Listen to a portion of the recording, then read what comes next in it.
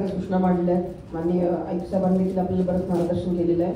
महत्त्वाच्या 2-3 सूचना या आहेत की तुम्ही आता परवानगीसाठी ऍप्लिकेशन करताय तर बाप्पाच्या आगमनाचं तारीख नमूद केली जात नाही आणि आपलं मंडळ कोणत्या दिवशी विसर्जन करणार, 5व्या दिवशी 7व्या दिवशी ते नमूद केलं जात नाही.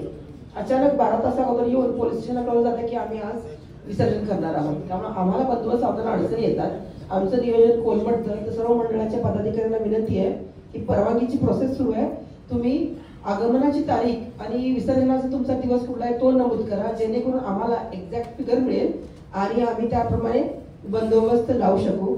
यावर्षी माननीय सुप्रीम कोर्ट, हायकोर्ट त्याचबरोबर राज्य शासन यांची क्लिअर कट डायरेक्शन्स आहेत की कोणत्याही नैसर्गिक जलस्रोतांना प्रदूषित करायचं नाहीये किंवा तिथं विसर्जन होता कामा नये. तर यामुळे बऱ्याच मंडळांना नवीन निर्णय घ्यावे लागतील. खूप सुंदर मूर्ती असतात सर्वांच्या, मी मागच्या 2 वर्षाचा बंदोबस्त करतेय. अत्यंत उत्कृष्ट तुमची चॉईस असते, पीओपीची असते, पण खूप सुंदर मूर्ती असतात. पण त्या 7 फूट 8 फूट 10 फूट असतात. आचोळे तलाव असेल, मोरेगाव तलाव असेल, नायगावचा तलाव असेल, तर खूप मोठं पापडी तलाव असेल, खूप मोठमोठ्या मूर्ती असतात. पापडीमध्ये एक पण विसर्जन मूर्तीचं सहसा झालेलं नाहीये, पण आचोळे तलावामध्ये 100-125 मूर्ती होतात, मोरेगावला बऱ्याच होतात. तर यावेळी आपल्याला तिथं एकही मूर्ती विसर्जन करता येणार नाहीये.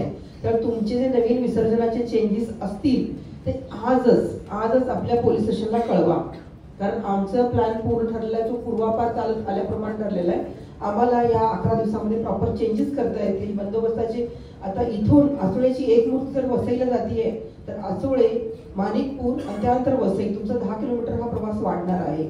तर त्याप्रमाणे आम्हाला नियोजन करावं लागणार आहे. तर त्याकरता तुम्ही आज उद्या प्राधान्यानं तुमचं विसर्जनाची जी आहे, आता माननीय आयुक्त साहेबांनी आप्पांनी खूप चांगल्या सूचना दिल्या की तुम्ही क्षितिज दादा देखील मोठेपणा दाखवला की तुम्हाला अर्धी अमाऊंट आणि तुम्हाला ठेवण्यासाठी जागा पण देणार आहे. खूप स्तुत्य उपक्रम आहे, खूप चांगलं. वसई ऑलवेज वेगळे वैशिष्ट्य आहे वसईला. तर तुम्ही अशा प्रकारे चांगला उपक्रम राबवून अजून चांगले आदर्श इतर महाराष्ट्रभर लोकांना देऊ शकताय. मूर्तीचं विसर्जन न करता तिची जपणूक करून पुढच्या वर्षी ती मूर्ती वापरून. तर यावर्षी तुम्ही सर्वांनी चांगला निर्णय घेतला तर आम्हाला त्याचा फायदा होऊन जाईल, आमच्यावरच बर्डन कमी होऊन जाईल. तुमचा जो काही निर्णय असेल त्यासाठी आम्ही सदैव तयार आहोत, आम्ही तुमच्या बरोबर आहोत. फक्त एवढीच विनंती आहे की तुम्ही आज किंवा उद्या आम्हाला विसर्जनाची तुमची ठिकाणं सांगून द्या, तुमचं नियोजन काय आहे ते सांगून द्या, मूर्ती जपणूक करणार आहे ते सांगून द्या, जेणेकरून तशा प्रकारे आम्हाला नियोजन करता येईल. माननीय पोलीस आयुक्त साहेब एक लेखी सूचना काढतील की लेझर बीमना मागच्या वर्षी देखील आम्ही काढली होती, अलाव नाही आहे, त्या डोळ्याला त्रासदायक आहे. त्यामुळे कृपया लेझर बीम्सचा वापर कुठल्याही मंडळाला करू नये, तर it will be Breach of law होईल. त्यामुळे कृपया विनंती आहे, ते काही दिसताना चांगलं दिसते पण ते शरीरासाठी हानिकारक आहे. डॉल्बीला पूर्ण बंदी आहे, डॉल्बीचा देखील कोणीही वापर करू नये. तुम्ही तर ढोलपथकाचं बरंच बँजो, ढोलपथक, पथक, लेझिमची तयारी खूप जोरदार सुरू आहे वसईमध्ये. आम्ही पेट्रोलिंगमध्ये बघतो खूप तरुण मंडळी खूप चांगल्या औत्सुक्यानं आणि आनंदानं ते प्रॅक्टिस करतायत. त्याला देखील प्राधान्य देऊ. डॉल्बीला मान्यता नाही आहे.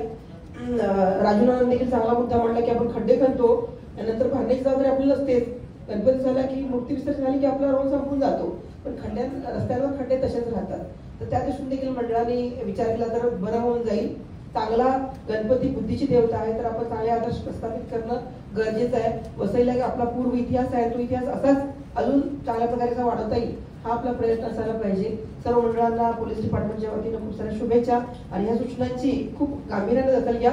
2 दिवसामध्ये आम्हाला तुमचं आगमन आणि तुमचं विसर्जन कुठं करणार आहे त्याची आठवणीला संबंधित पोलिसांना माहिती द्या. धन्यवाद. जय हिंद, जय महाराष्ट्र.